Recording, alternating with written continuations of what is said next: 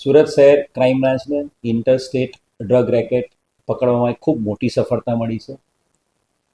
રાજ્યના નાયબ મુખ્યમંત્રી હર્ષ સંઘવી સાહેબ, ડીજીપી મલિક સાહેબની જે આખી એક પોલિસી છે ઝીરો ટોલરન્સ ટુવર્ડ ડ્રગ્સની બદીને નાબૂદ કરવા માટે ગુજરાત પોલીસ કટિબદ્ધ છે. અને એ અનુસંધાને no drugs in Surat city એની થીમ ઉપર જે સુરત શહેર છેલ્લા 2 વર્ષથી સુરત શહેર પોલીસ કામ કરી રહી છે, એમાં એક ખૂબ મોટી સફળતા સુરત શહેર ક્રાઇમ બ્રાન્ચને મળી છે. એક આંતરરાજ્ય ડ્રગ નેટવર્કનો પર્દાફાશ કરવામાં આવ્યો છે. ક્રાઇમ બ્રાન્ચ ડીસીપી રોજિયા સાહેબ, એસીપી મોદી અને અમારા પોલીસ ઇન્સ્પેક્ટરોની આખી ટીમ છેલ્લા ઘણા સમયથી આ નેટવર્ક પાછળ મહેનત કરી રહી હતી. અને એક ચોક્કસ હકીકત આધારે વડોદરાથી મુંબઈ તરફ જતો એમડી ડ્રગ, મેફેડ્રોન ડ્રગનો જથ્થો 1 કિલોથી વધુ જથ્થો એક કારમાં એ એક્સપ્રેસ હાઈવે પરથી પસાર થઈ રહ્યો છે, એની માહિતી મળતા સુરત શહેરની ક્રાઇમ બ્રાન્ચે સુરત એસપી રાજેશ ગઢિયા અને એમની જે ટીમ છે એસઓજીની ટીમ એ અમારી મદદમાં આવેલી હતી. અને એક સંયુક્ત ઓપરેશનમાં સુરત શહેર ક્રાઇમ બ્રાન્ચ અને સુરત ગ્રામ્ય એસઓજીએ આ 2 આરોપીઓને 900થી વધુ ગ્રામ, ટોટલ 977 ગ્રામ મેફેડ્રોન, જેની કિંમત 30 લાખ રૂપિયા જેટલી છે, એ પકડી પાડવામાં મોટી સફળતા મળી છે. જે પકડાયેલા આરોપીઓ છે એ માનસી અબ્દુલ સૈયદ. માનસી પોતે હિન્દુ છે અને એ મુસ્લિમ વ્યક્તિ સાથે મેરેજ કરેલા છે, જેનું નામ માનસી અબ્દુલ સૈયદ 41 વર્ષની છે. અને સાથે જે બીજો આરોપી પકડાયો છે સોહેલ સુલેમાન શેખ, જેની ઉંમર 20 વર્ષ છે. આ બંને આરોપીઓ અત્યારે મુંબઈના રહેવાસી છે. એ સાંતાક્રુઝ ઈસ્ટ મુંબઈમાં રહે છે. બંનેના આજુબાજુમાં જ ઘર છે અને ઘણા વર્ષોથી એકબીજાને ઓળખે છે. આ આરોપીઓ પાસેથી 977 ગ્રામ મેફેડ્રોન સાથે મોબાઈલ, એની સાથે સાથે એની પાસેથી અલગ અલગ જે પ્લાસ્ટિકની થેલી, ઝીપ બેગ જે સપ્લાય કરવા માટેની, એમ મળીને કુલ 30 લાખનો મુદ્દામાલ કબજે કરવામાં આવ્યો છે. પ્રાથમિક જે પૂછપરછ કરવામાં આવી છે માનસી અને સોહેલની, એમાંથી એ ખબર પડે છે કે ભાઈ વડોદરા રેલવે સ્ટેશન પર કોઈ એક મહિલા એમને આ ડ્રગનો જથ્થો આપ્યો હતો. એ લોકો મુંબઈથી બાય કાર, ભાડાની કાર સાથે એ લોકો મુંબઈથી નીકળ્યા હતા. વડોદરા એક મહિલા પાસેથી એમણે આ ડ્રગનો જથ્થો, રેલવે સ્ટેશન પાસે એક મહિલા પાસેથી આ ડ્રગનો જથ્થો લીધો હતો. અને આ ડ્રગનો જથ્થો એ મુંબઈ લઈ જઈને એ પોતે અલગ અલગ વ્યક્તિઓને સપ્લાય કરતા હતા, ડ્રગ પેડલર તરીકે કામ કરે. જે ઇન્ટ્રોગેશનમાં જે ખબર પડે છે એ પ્રમાણે માનસી અબ્દુલ સૈયદ એ 2015થી પોતે પણ એમડીનું સેવન કરે છે, ડ્રગ્સનું સેવન કરે છે અને ડ્રગ એડિક્ટ છે. અને ઘણા લાંબા સમયથી ડ્રગ્સના આ સપ્લાયના અને પેલ્ડરના અને બિઝનેસમાં સંકળાયેલી છે. આની પહેલાં પણ ઇન્દોર ક્રાઇમ બ્રાન્ચ છે અને 2021માં 100 ગ્રામ એમડીના ડ્રગ્સ સાથે પકડેલી છે.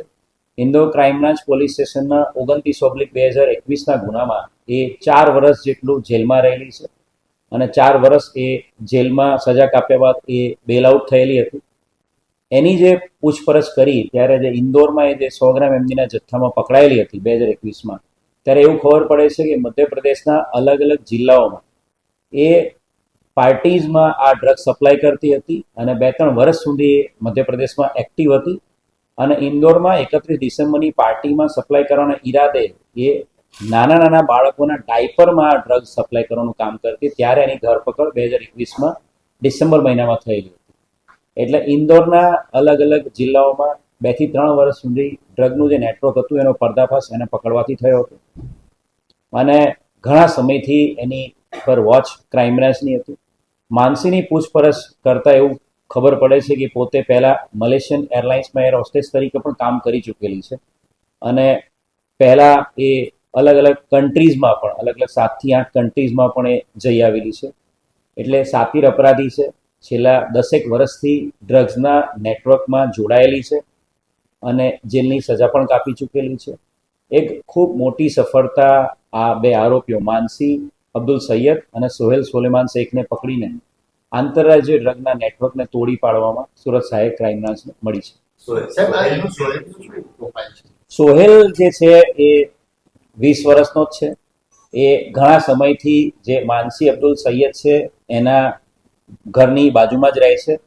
એની પ્રાથમિક પૂછપરછમાં એનો મોટાભાગનો ઉછેર છે માનસી અને એના ફાધર દ્વારા કરવામાં આવ્યો છે. અને એ માનસીને મોટાભાગના કિસ્સામાં એને સપોર્ટ કરતો હોય, એની સાથે રહેતો હોય છે. અને અત્યાર સુધીમાં પૂછપરછમાં એનો અન્ય કોઈ ગુનાહિત ઇતિહાસ મળી આવેલ નથી. સાહેબ, આ જે માનસી છે તે મુંબઈમાં કોને આપવાના હતા? હાલ જે વાત કરીએ એ પ્રમાણે માનસી જે છે એ આખા મુંબઈની અંદર અલગ અલગ જે ડ્રગ પેડલર્સ છે એના ડાયરેક્ટ કોન્ટેક્ટમાં છે. ઇન્દોરનું પણ એનું આ પ્રકારનું નેટવર્ક હતું અને માનસી મુંબઈના અલગ અલગ ડ્રગ પેડલરના કોન્ટેક્ટમાં છે. એક સાથે 977 ગ્રામ જેટલો જથ્થો જે મળ્યો છે એમાંથી પછી 5 ગ્રામ 10 ગ્રામ એ રીતે પડીકી બનાવીને અલગ અલગ ડ્રગ પેડલર જે ડિમાન્ડ થાય એ પ્રમાણે એ લોકોને વહેંચવાનો આ લોકોનો પ્લાનિંગ હતો, પરંતુ એ પ્લાનિંગ આખું અનસક્સેસફુલ રહ્યું કેમ કે સુરત ક્રાઇમ બ્રાન્ચે એમને પકડી. હેલો ભુજ, તો કેમ છો તમે? આજે હું તમને એવા શોરૂમની વિઝિટ કરાવું છું જે છેલ્લા 10 વર્ષથી કચ્છની જનતાના પ્રેમ અને વિશ્વાસથી મહેકતું લુગડા બજાર ફેમિલી શોરૂમ. આ શોરૂમમાં સ્ટાર્ટિંગ પ્રાઇસ 399થી છે, જેમાં kids wear, girls wear, boys wear અને જેન્ટ્સ વેર અને લેડીઝ વેરમાં પણ ન્યૂ વેરાયટીવાળું કલેક્શન પણ જોવા મળી રહેશે. અને જેન્ટ્સ માટે વેડિંગ કલેક્શન અને કુર્તા કલેક્શન પણ બહુ જ સારું છે. એનિમલ મૂવીનો પાર્ટ 2 આવે કે ના આવે, પણ એનાથી પહેલાં અમે લઈ આવ્યા છીએ લુગડા બજાર પાર્ટ 2, જેમાં તમને કિડ્સ વેરમાં વિન્ટર વેર સમર કલેક્શનનો ન્યૂ સ્ટોક આવી ગયો છે. લેડીઝ વેરમાં પણ ન્યૂ ડિઝાઇનમાં kurti, top and coat set best price थी स्टार्ट थाय छे. तो जेंट्स वेर में भी मिल जाएगा बॉस.